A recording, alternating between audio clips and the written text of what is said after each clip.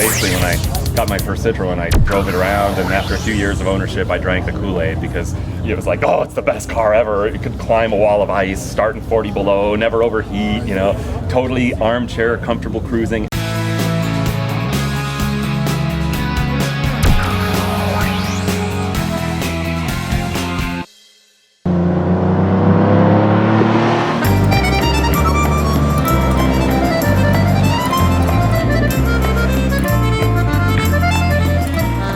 And why do you own a Citroen? I mean, it's one of those cars that is, has a reputation for being extremely hard to maintain, especially with the air suspension. So what forced you to get this? Okay, that reputation is part of what made me think, I must get one of those pieces of junk and master it. You can drive it, you're telling me, on 3 wheels, You can drive it on 3 wheels. And you've driven it on 3 wheels? Yes. What's that like? 2 times. You have to have 2 wheels on the front. Yeah. And you can take 1 wheel off the back. And if, for example, the left rear wheel is off, you would want to be a little dainty around sharp right corners. You can have a flat, and I've had this happen too, you can have a flat tire on the front at 80 miles an hour and not know it till you smell it. The ground clearance goes from maybe 14 inches at the high extreme and 3 at the low or something like that. It's extreme. They were really kind of meant to, post-war France was all cobblestones and rough roads, and so that's why French cars have this reputation for soft suspension. They're the anti-sports car,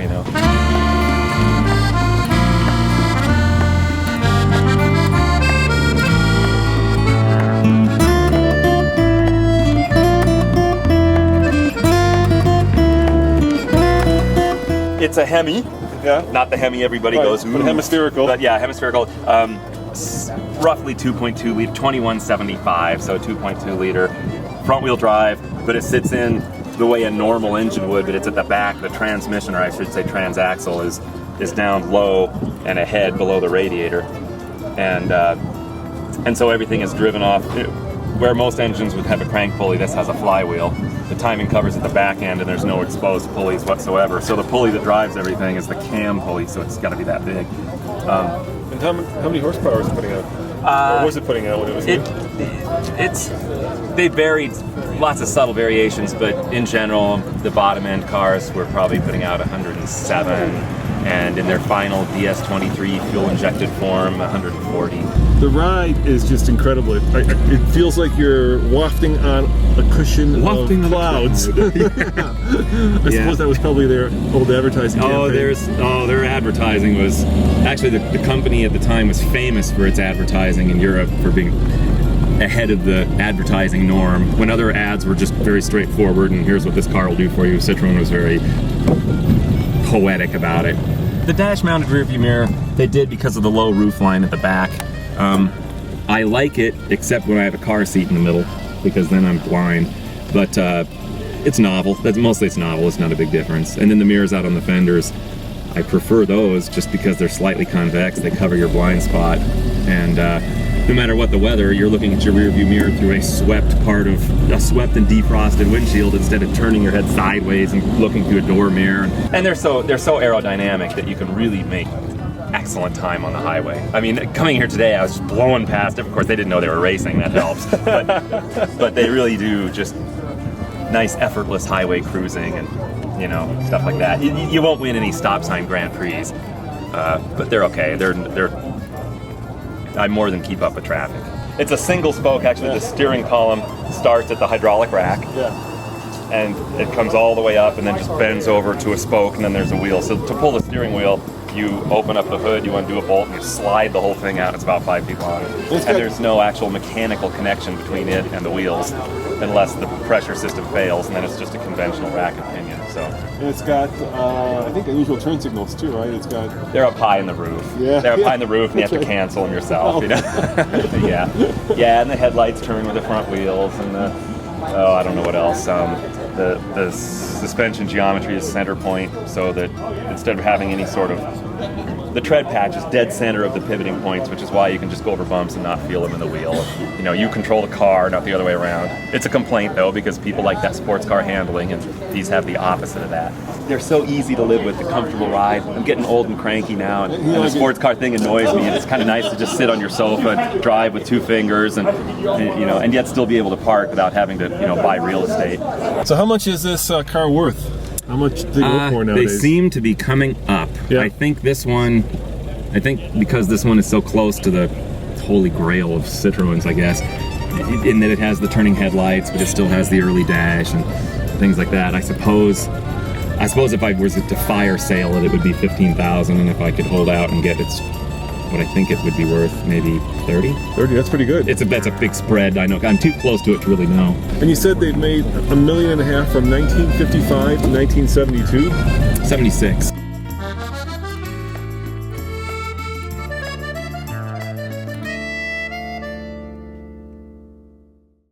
One of the great things about my job is I get to drive new cars, but one of the better things about my job is I get to drive classic cars, like this classic Aston Martin Lagonda, one of the most classic, iconic cars ever produced by Aston Martin. Under this massive, well, the dashboard says bonnet, is a massive 5.3 liter V8 that puts out 280 horsepower, made it to a 3-speed automatic. These cars were hand built, and this particular engine was built by Frank Matthews in England, of course. A 1982 Road & Track review described the Lagonda as Ferrari performance and Rolls-Royce luxury at a price you can't afford. Indeed, at $150,000, the Lagonda costs more than a Ferrari and a Rolls-Royce. That's probably why many of them ended up in the Middle East. Whether you think it's beautiful or ugly, one thing is a fact. It is exceptionally rare. They built just under 650 Lagondas in total of 4 series.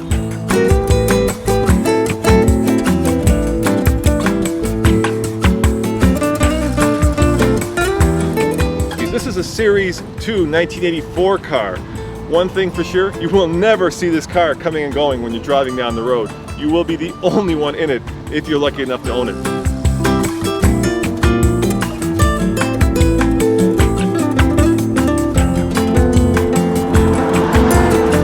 By far the most unique thing about this car is this digital dashboard. It cost 4 times the entire budget of the car to develop this dashboard, and it was the first computerized digital dashboard to use a cathode ray installed in a car, and it was probably one of the biggest mistakes they could have made, because while it is exceptionally cool by 1984 standards, it is exceptionally problematic today.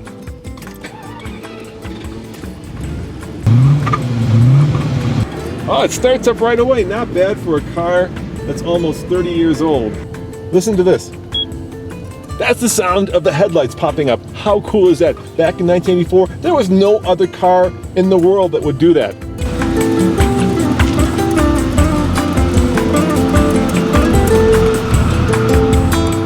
This Lagonda is the direct predecessor to the current Aston Martin Rapide. Back in its day, it competed with cars like the Bentley, the Rolls-Royce, and even the Ferrari 400. This was one of the early supercars you could buy that sat for.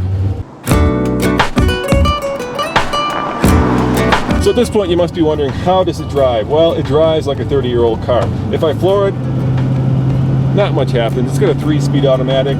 The brakes are kind of mushy, but you know what? You can feel what the wheels are doing. You have a sense of occasion because you're sitting so low. Economy? Who cares?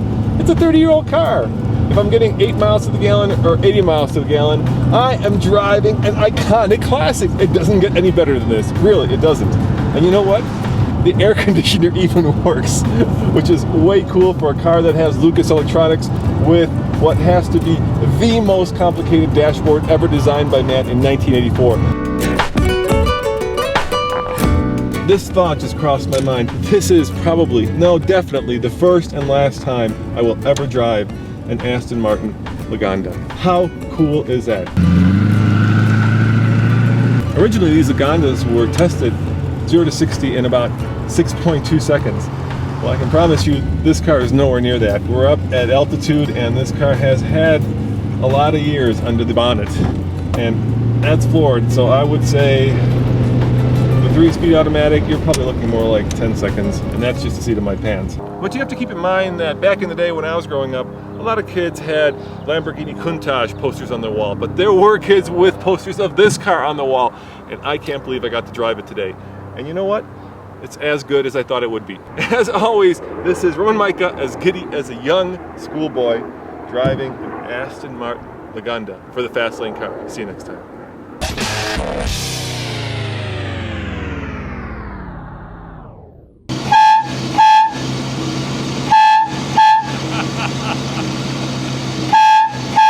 Here comes the Queen of England.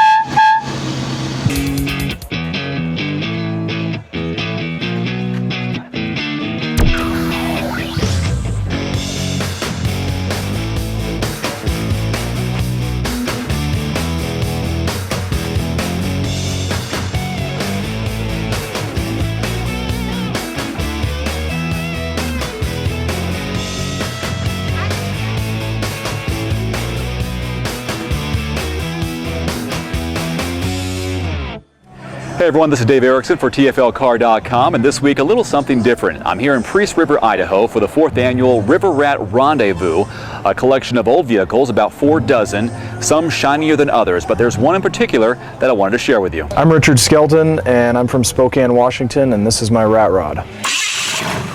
When I was in high school, my dad and I had bought a Mustang that we rebuilt. And I think that was the first thing that really got me into it. And then, fortunately, when I married Lynette, her dad is a fabricator, so just kind of progressed from there.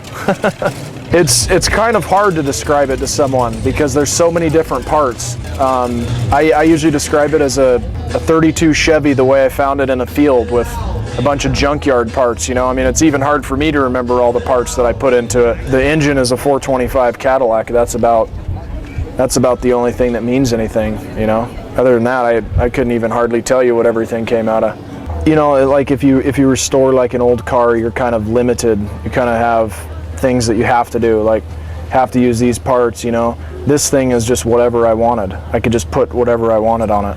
I probably have around $5,000 into this car, including $1,500 for the wheels and tires, and you know, it gets a lot more attention than a lot of rigs that have $30,000 or $40,000 or $50,000 invested into it. There wasn't a ton of engineering that went into it. It was more of just kind of a on-the-spot kind of thing, but as far as what I learned a ton from it. I mean, everything that has to do with cars and fabrication and welding and cutting and anything you can think of metal, I learned it. It's got a few problems right now, but they're small. They're being fixed as we speak. That's what happens when you get a $200 engine and transmission combination. It's cool to have. It's like you know, it feels just like a sense of accomplishment to finally be able to take it out and, you know, rather than have it sit in your shop and just looking at it. It's actually pretty awesome. I've been pretty impressed really with the amount of attention that it's been getting, and going down the street and having everyone giving me the thumbs up, and it seems to draw like crowds that are really of all ages. It's not completely done, you know, it's going to be something that I work on a lot. It's not really finished. It's just to the point now where I can use it and then do the other things that I want to do as I go. But a rat rod is never finished, is it? I guess it's open for interpretation, but mine I don't think ever will be.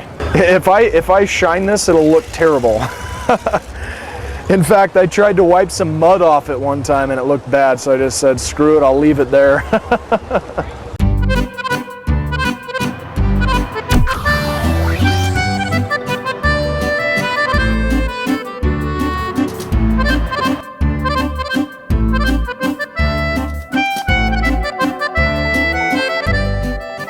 This is the original Giulietta, and the first model that came out was the Sprint, which is the coupe version here, and that was in 1955. And they were so popular that what was meant to be a very low production car, maybe a few hundred examples, they ended up building 20,000. That sounds wonderful. One of the most fun things to do is just tossing it around a corner. You don't have a whole lot of grip with these really narrow tires, like 155 15s.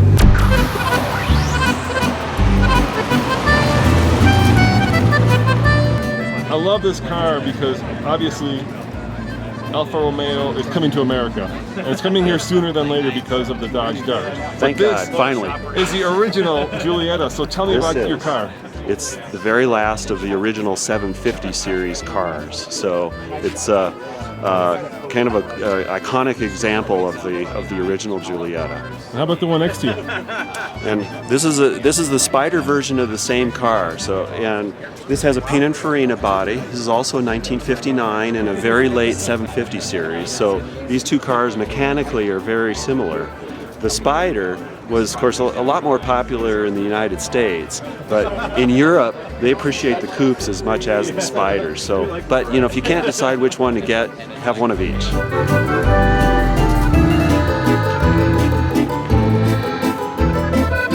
Consider the time when the car was built in Italy in the late 50s. This was just right at, it was still, you know, shortly after World War II. So the roads were just simply awful.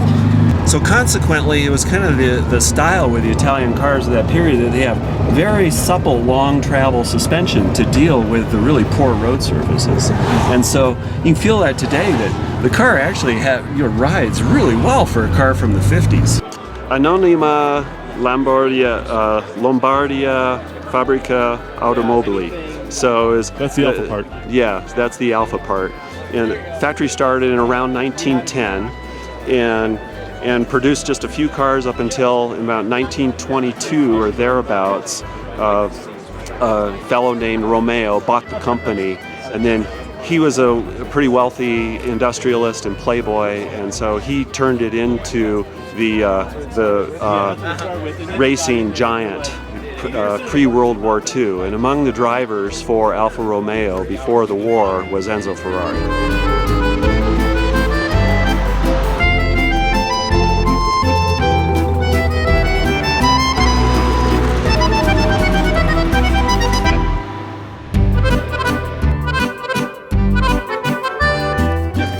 It's 1,290 cc's, so about 78 cubic inches, double overhead cam.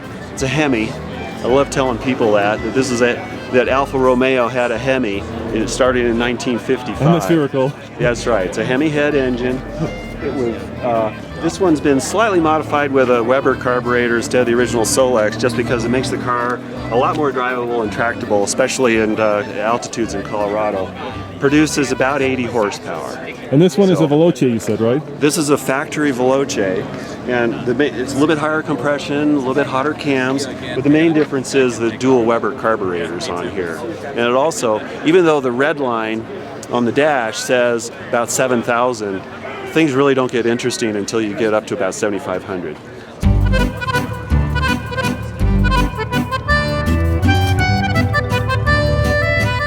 You know, the car only weighs 2,000 pounds, so it's not too bad. You can, you can kind of manhandle it a little bit, and one of the most fun things to do is just tossing it around a corner. So which one of these two do you like better? That's an unfair question. Yeah, actually, the one I'm driving. They're both great cars. It's like a piece of art, so I figure that I'm the lucky guy to take care of it while I have it until it transfers to the next owner. This is such a classic car. Why did you decide to get a Countach?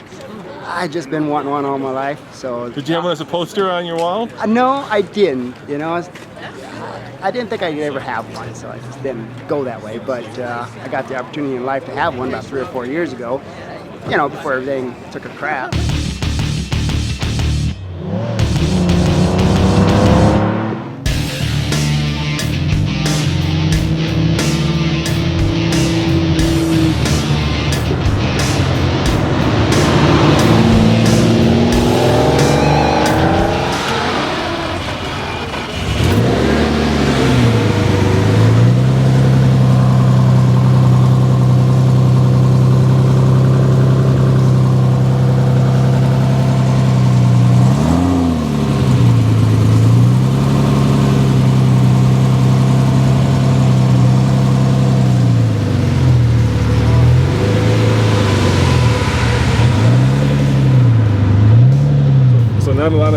headroom. No, it's I haven't quite got the seat figured out here. So like I said, I just got in this thing. So this one came up. It had like 3,000 miles on it when I bought it in '88. It does have the stylish of the '89 25th anniversary edition looks like that, but it is a 1988. Oh, that sound is glorious. That's what you pay for right there. There it is. Yeah, there it is.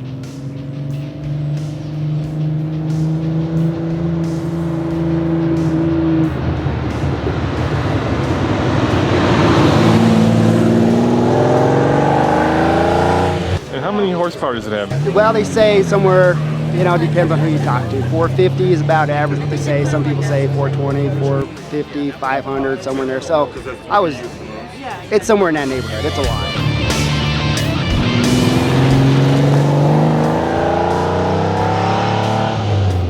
Obviously, this is a kid's dream car. So is it everything you thought it would be once you got in the thing and started driving it? It's different. Yeah? Everything is different. Yeah. You know, you think you want it and then you get it. It's not as fun. It's easier to look at something and let somebody else take care of it, but it is fun to have, you know. It's actually more, the funnest part is to leave it somewhere and watch people walk by. Like right here. Yeah, but Yeah. stay in the background and just watch people watch it. I think out of all the supercars, this is the one that, you know, there's over the top and then there's over the top, and this is the one. I mean, you've got the wings, you've got the scissor doors. Well, it is over the top, and when you think about it, 450 horsepower back in 1988 It was huge. was huge. And the Viper, the Dodge Viper didn't come out with 450 till almost 2000. So this was still the car, and today it still races Vipers, and it does a decent job, you know. And it's an '88 against a newer car. God, who would want that, you know? I heard it's notoriously hard to back up and park. Is that true? Yeah, you do have to set your butt out on the seal and look out. It's easier.